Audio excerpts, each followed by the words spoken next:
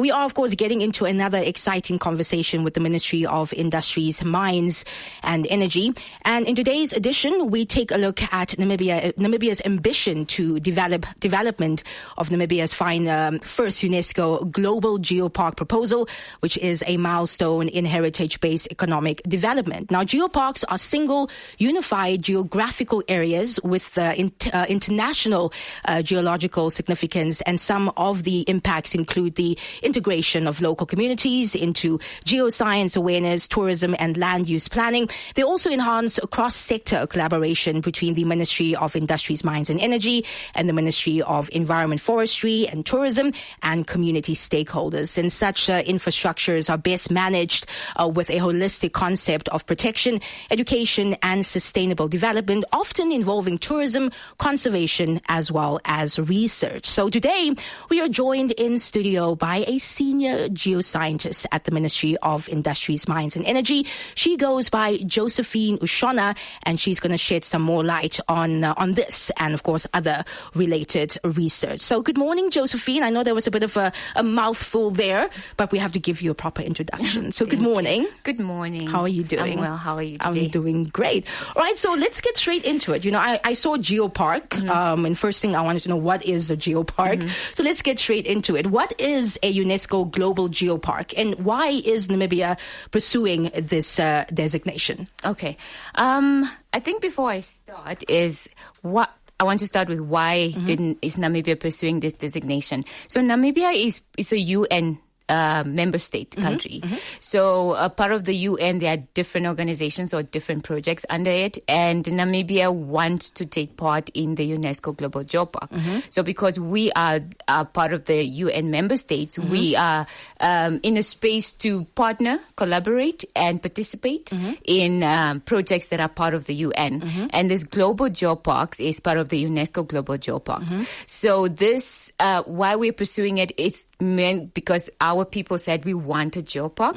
And a geopark is, like you said in your introduction, is a site or a landscape that has international geological significance, scientific significance. So we look at the geology in itself, we look at the geoheritage in itself, and we also look at how do people interact with this geology in the communities. How do they, let's say, leverage from the geological landscape, the geological heritage. So that's basically what a geopark is. It's a community of geological landscapes, geological heritage, coupled with biodiversity, community, and people like that.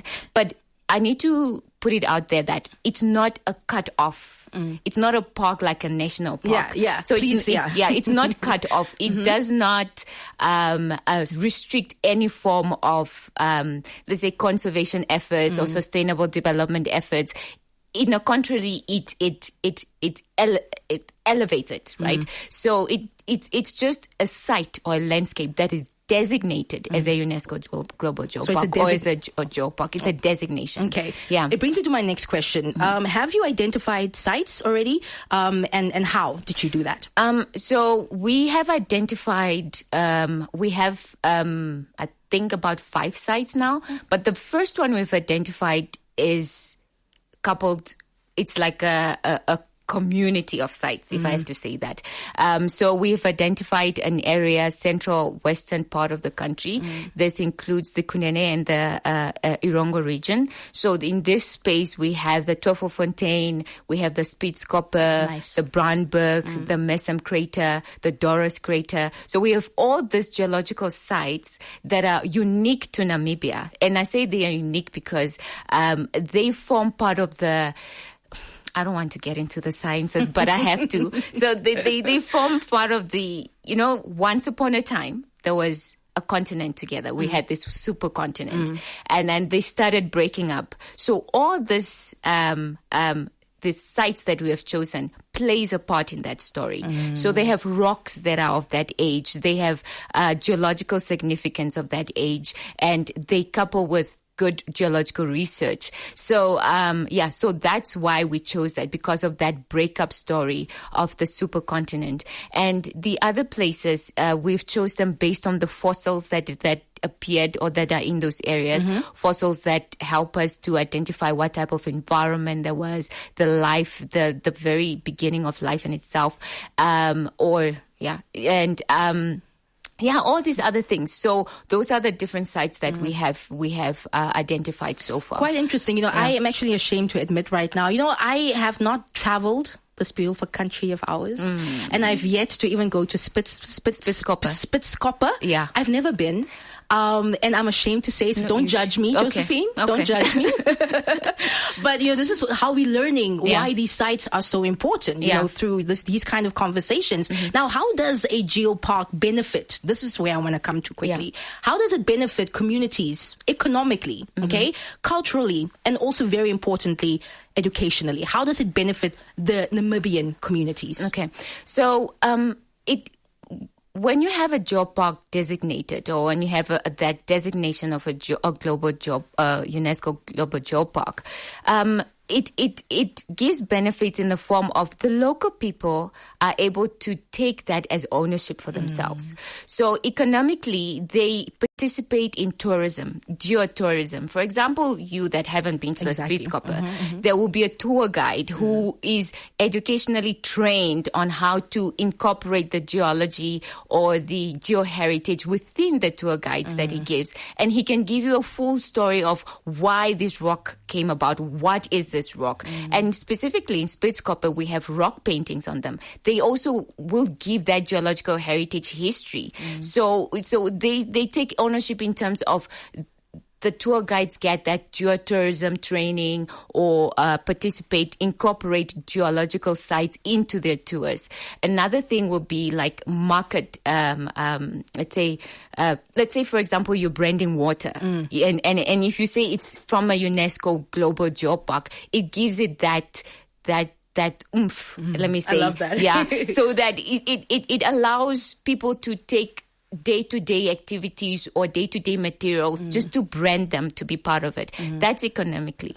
Educationally, I like to call it educational tourism because it allows scientists to come all over the world, and our local scientists, schools involved, to study this area, to study the faunas or the fossils or the regional geology in itself. Yeah. It also gives an opportunity for schools in those areas to come up with materials to teach geosciences a bit better, for them to engage with this already natural, let's say, scientific lab out there. Yeah. They don't need to go anywhere else, but they can interact with that lab. So educationally, it's education tourism. Namibia is known for its good outcrops for geology. Yeah. Yeah. And I don't know, I forgot the other one. It's okay. The other one was, so we said culturally, economically, and of course educationally. Yeah. I think you covered the culturally part also within the educationally aspect of it. If you're just tuning in right now, we're joined in studio by Senior Geoscientist at the Ministry of Industries, Mines and Energy, having a really, really interesting conversation with Josephine, who is shedding more light on, the UNESCO Global Geopark. So we're going to continue our conversation in just a bit. We're going to go for a quick musical break, having listened to Khalid's Please Don't Fall in Love, which is coming up right after this.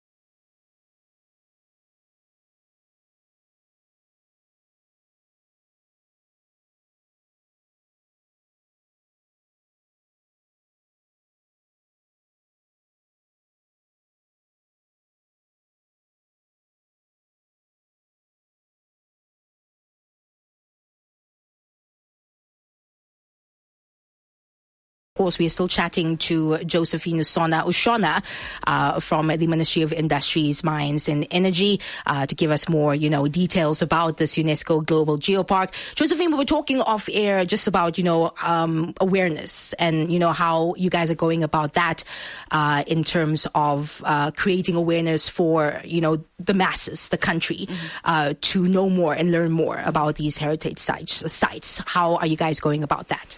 So what we have done is we created an interim task force. This task force is responsible in the application, the nomination, the identification of sites, and also the raising of awareness. So we have consultation workshops with the communities that are in the sites that we have identified. So far, I think we've done 2 or 3. We have also identified partners that we do workshops together. For example, one of our partners is GIZ. So we do a lot of consultative workshops specifically with the traditional authorities in those areas. Yeah. So we try to really explain the purpose of the Geopark, why Namibia wants to have this Geopark and why this particular site, and how do these communities come in together. And also one of the things is that part of our task force, we have traditional authorities, members from those areas. So they are the ones who are also, the ears and the eyes and the ears, yes, of us in that particular community. So engagement is ongoing. We're trying to also engage with also stakeholders, for example, the politicians and other ministries and stuff like that. So efforts have been made. We are going to do more because it's also a new thing. We are going to try to just expand, and these are one of the efforts that we're doing. What about schools? What about like in schools, like especially because I'm of the opinion, some of these things, if we learn these things like really in depth, because we had geology, geography. Geology. Geography. So we never really, went into depth with a lot of stuff about the country, its heritage and sites like that. So I think also school programs would be really, really cool, to have someone who come explain, even bring some of these samples, into the school and explain and teach and, for them to learn. Is there something like that? It's also I'm so glad you brought that up because there is. Cool. So part of what we do that also complements the projects that we do within the Geological Survey is have these outreach programs.